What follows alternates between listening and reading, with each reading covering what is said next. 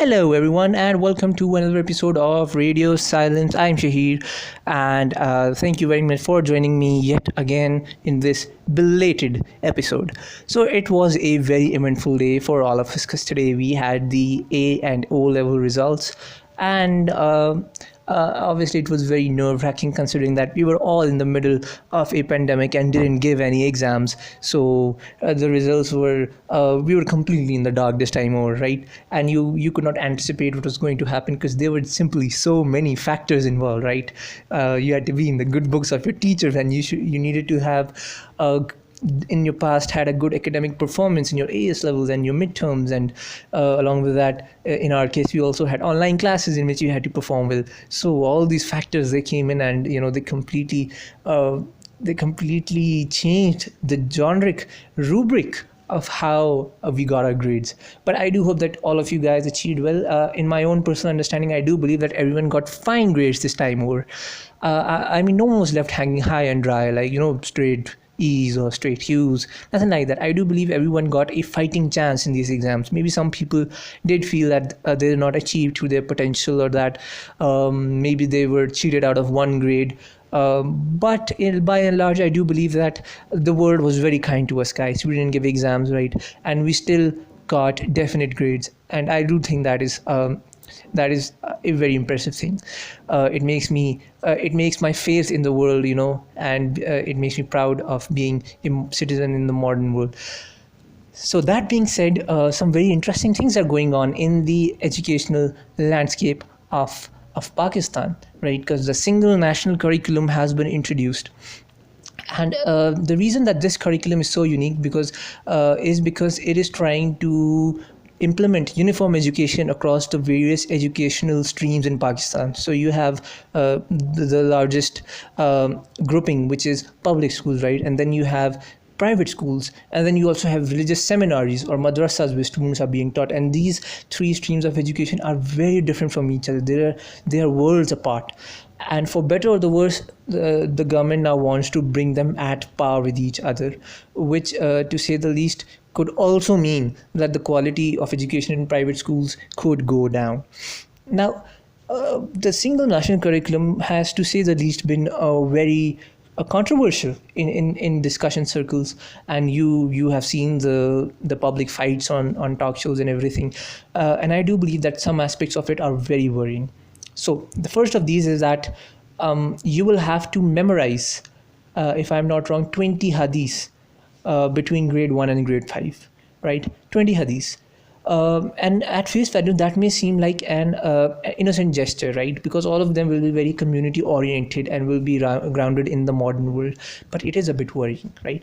Because when in formal education, you teach someone that whatever I tell you about religion, you simply have to memorize and vomit it out to me again. That raises the chance that that person could be approached by a hate-spewing demagogue, right? A person who simply is not interested in the better aspects of religious discussion and simply wants to achieve his own ends, and he tries to use religion to manipulate that person. Now, if a student has been taught that all you need to interact with religion is memory, and you need to memorize everything you are taught, then that student could become a victim of that person's of that hate spewing person. And that is very worrying, because if that could create a whole mindset as to how students approach religion and approach pluralistic discussion and critical thinking. So it is very important that that the government and the expert committee that was commissioned to create this curriculum also looks at this aspect, right? Because it could influence many generations from now onwards. But in my opinion, one aspect of education that was completely ignored in the national curriculum, and which I am personally associated with as well, because I went through the Cambridge stream, are the O levels. And A levels as well. So in Pakistan, to graduate, you need to study Urdu, Islamiyat, and Pakistan studies, which are 3 subjects. And this policy isn't something that is, modern by any means. It was initiated in the General Ziaul Haq regime as part of his Islamization policies, and it has stuck around ever since. So now, if you want to get an admission in Pakistan, right, and in a degree in a local setting, then you will need to have studied Pakistan studies, Islamiyat, and Urdu, right? And this is not the international norm, right? In the international setting, you study 5 subjects, which are 3 of your core subjects, which are mostly sciences and English and math. And these prove to be extremely sufficient to give you a great launching pad for the next step in your academic career, right? But in Pakistan, the burden is accentuated, and instead of 5 subjects, you need to study 8, right? Three of them, as I listed them before, also are now part of compulsory education. And let me tell you, the Cambridge educational system, it is not made for such an innovation, if I may call it, because those 5 subjects, they prove a strenuous load of their own, and to include 3 more core subjects into that category, it simply overburdens students, right? And let me tell you, a lot of students really suffer because of this, right? There are guys who studied their O levels abroad, right? I studied with them, and then they came to Pakistan for their A levels.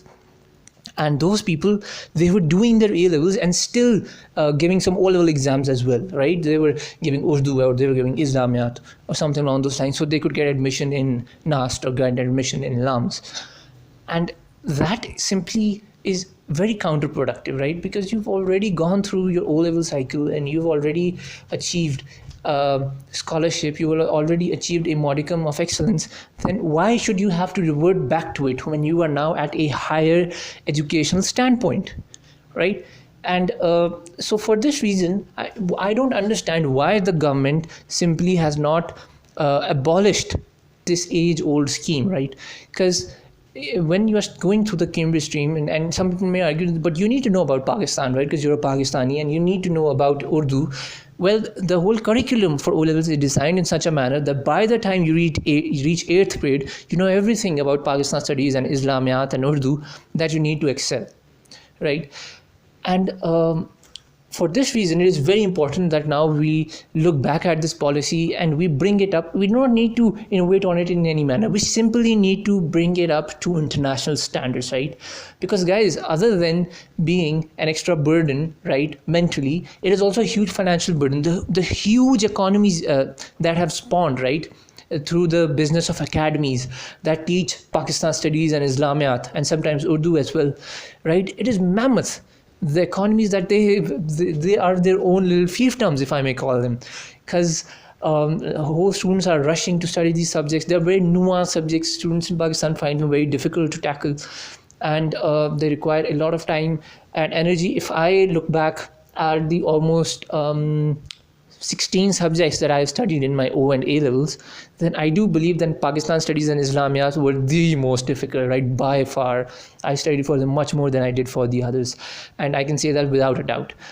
And most students, I was grateful, I was lucky enough that I was able to avoid going down this path, but most students, they go to academies, and that is a huge financial burden as well.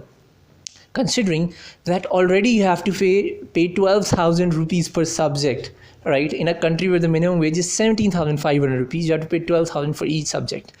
So this is simply not, it is not egalitarian, right? It is not equitable.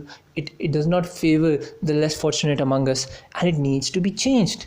And we are nitpicking in terms of public schools and in terms of the government curriculum. We are nitpicking what we should include, but there is such a huge loophole in the O-level system, and we still have not done anything about it. And don't even get me started about the whole equivalence stuff, right? I do believe that having to go through the entire process of getting an equivalence certificate made for my O-level grades, and A-level grades, it really put me off from applying to many local universities. I applied to only one in Pakistan, right, LUMS. And I got in, but you know what really put me off was that I would have to get an equivalence to get admission, which is something that students in local boards are spared of, right? And that, to my mind, it was just unfair discrimination, right? It was simply a wastage of time and a wastage of energy. And it was also very ironic, considering that the standards of exams in O levels and A levels are much more stringent than the local boards.